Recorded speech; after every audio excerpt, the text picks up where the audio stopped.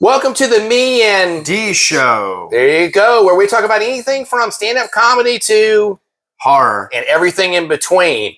So today we're going to be talking about how do you feed yourself as an artist when you really don't have a lot of money and not really exquisite chef skills. So today we're going to be showing you some really simple meals that are cost-effective that you can feed yourself.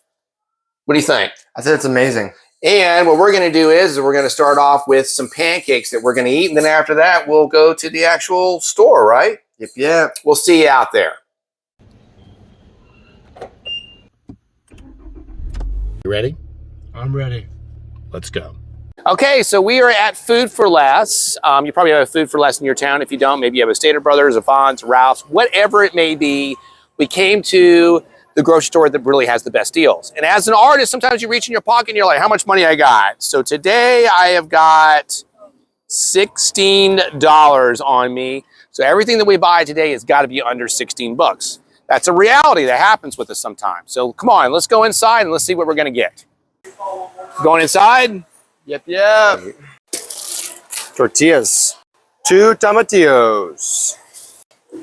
2 serranos. 2 tomatoes. 1 yellow chili pepper. 1 little pack of cilantro. 1 red bell pepper. 1 yellow onion. Rainbow twirls pasta. Sliced black olives. Cheddar jack cheese. And now we have to wait in line, right? Oh yeah. The line. T61. Right on. Okay, so we went over by 61 cents, but that's not the end of the world. That's still pretty good for all the stuff we bought, right? Oh yeah, for sure. All right, let's go home and make some meals. You ready? Yeah, man. Let's do it. Okay, we're back in the kitchen. Are you ready? Hell yeah, man. All righty. So we're going to be making some salsa first. So we've got some tomatillos, right? We got some tomatoes. Serrano. There we go. What else? We got ourselves a lime. There we go. And then a yellow chili pepper. All right, so we're going to be cutting that up. And we're going to be using a food processor. We'll be right back. All right, so now we're ready to blend. You ready to blend? Yep. Let's blend away. So we also put in there some salt as well. Ready? I'm ready. Let's pulse. And the salsa is ready. So we like to do it where it's almost liquefied, but you can do it chunky as well if you want to. Okay, so the salsa is done. We're going to go ahead and put that into the fridge and on to the next project. And our next thing we're going to do is pasta salad. So we're going to pour all of this in here.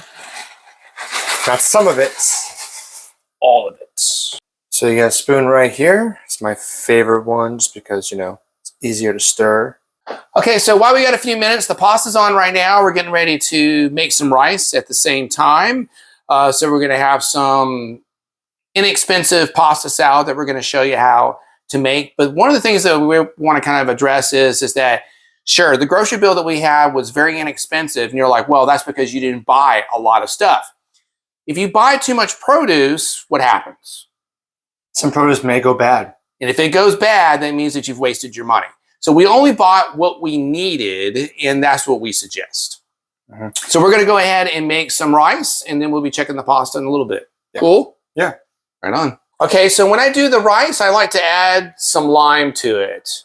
But you were talking about the storage thing? So when it comes to certain fruits and vegetables, a lot of the times when you put them in the fridge, sometimes they'll last longer.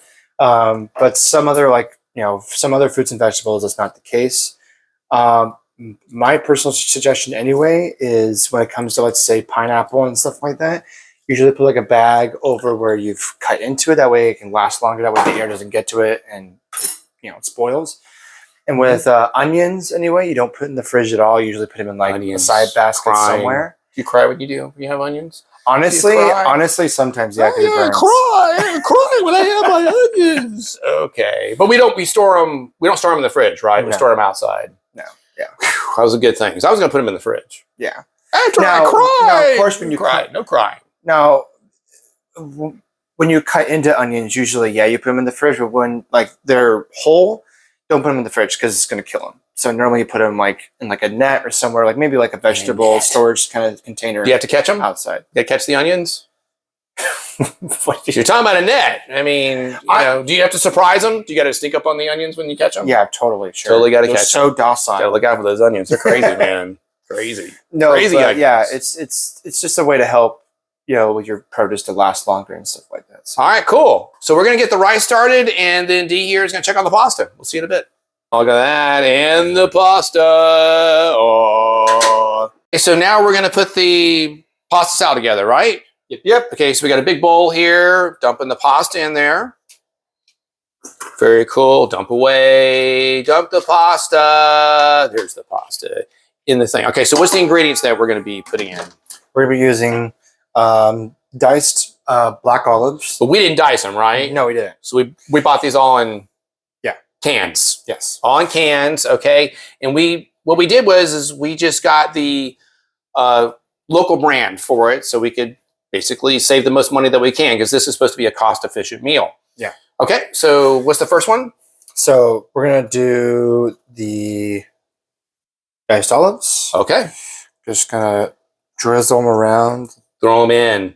Throw them in. Throw them in with the hot pasta. So we got pasta and we got some black olives. Okay, cool. Right on. And next is... Oh, there we go. Sorry. All righty. There's for the blooper reel. Okay, here we go. What's in here?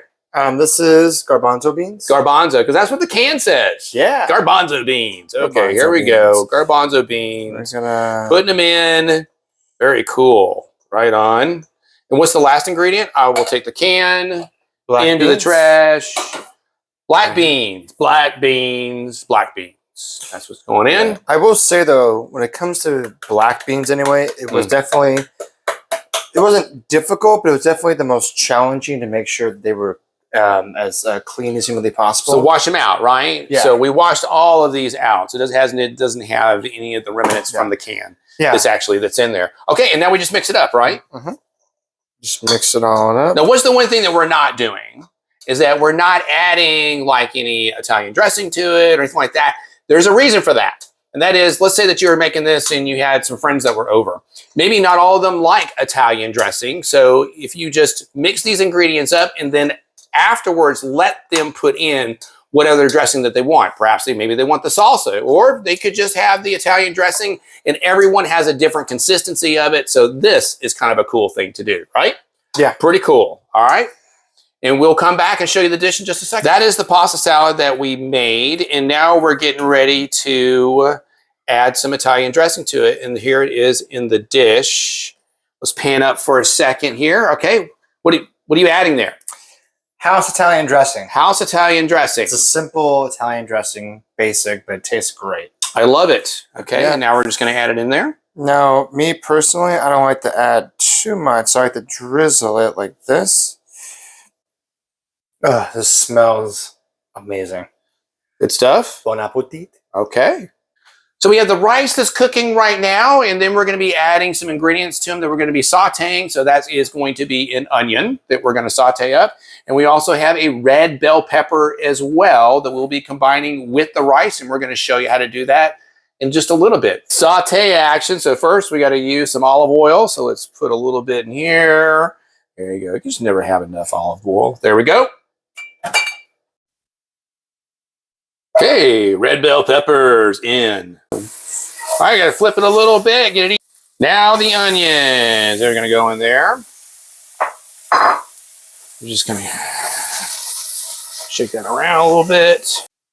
So the last meal is a quesadilla. It's a simple quesadilla, but I like to do a little something different with it to kind of spice it up a bit. Literally. This is tapatio with sriracha. It's my favorite to mix together.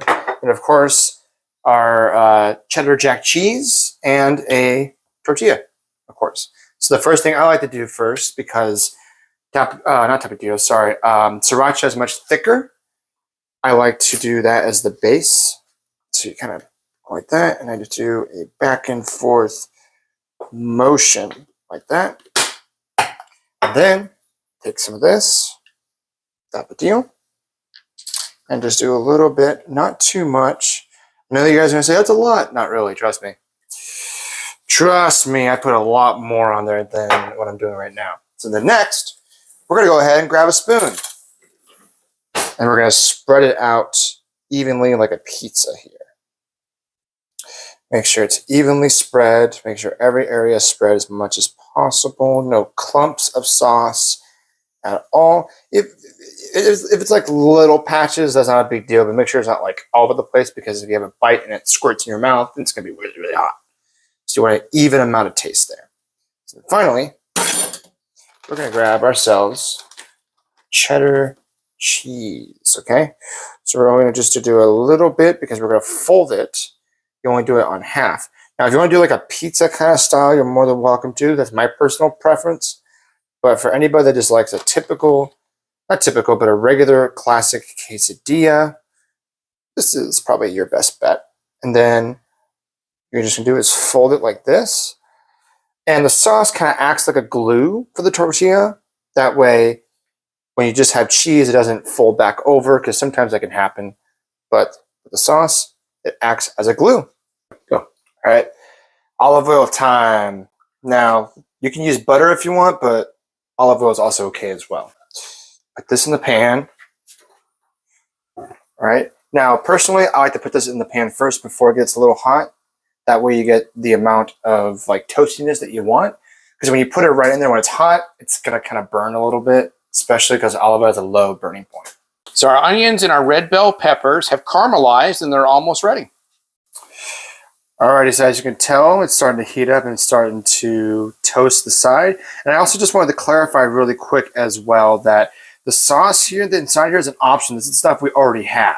So basically, a typical quesadilla doesn't really need that. So if you can't really afford that, cheese, tortilla, perfectly fine.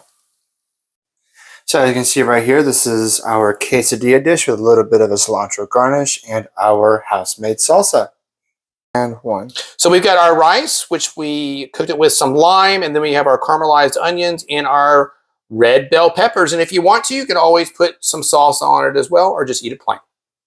We have the quesadilla D special, right? Yep, yeah. Alrighty, then we got the salsa that we have made. We also have the pasta salad.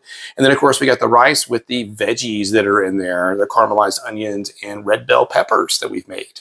Okay, so we come to the segment where we talk about Pause the Moment, where we receive comments from the people who have viewed our videos, which is awesome, right? It's pretty cool. Pretty cool. This one is from which episode? Episode 5. 5. Okay. Mm-hmm. What does it read? So this is from a username, This Ain't Me. And Boom. They stated, I love beefy spinach sandwiches right in my face hole. Face hole right here. Beefy spinach sandwiches, right? Yep. I love beefy spinach sandwiches too, which is so cool because we cooked a bunch of cool stuff today. Oh, yeah. I mean, we didn't do a sandwich today, but you could make one, I guess. You know, you should make one. I like those. Oh, yeah. Have you ever bought one from a coffee house before? Yeah. They have plenty of them at Starbucks. Was it beefy? Unfortunately, no. It was not beefy. It was not beefy. No. It was not beefy. No. Not beefy. Okay, so what's next? Next is the bowl of mystery. Okay, so the bowl of mystery says that I have to wear a pot on my head while banging it and call myself a kitchen warrior. That's what it says. We got to do what it says. Okay, so here we go. Pot on the head. Now I'm banging it. I'm a kitchen warrior. I'm a kitchen warrior. I'm a kitchen warrior. I'm a kitchen warrior. Woo, I'm a kitchen warrior. All right, till next time, we'll see you. Right, next Monday? Yeah, Next Monday. I'm a kitchen warrior.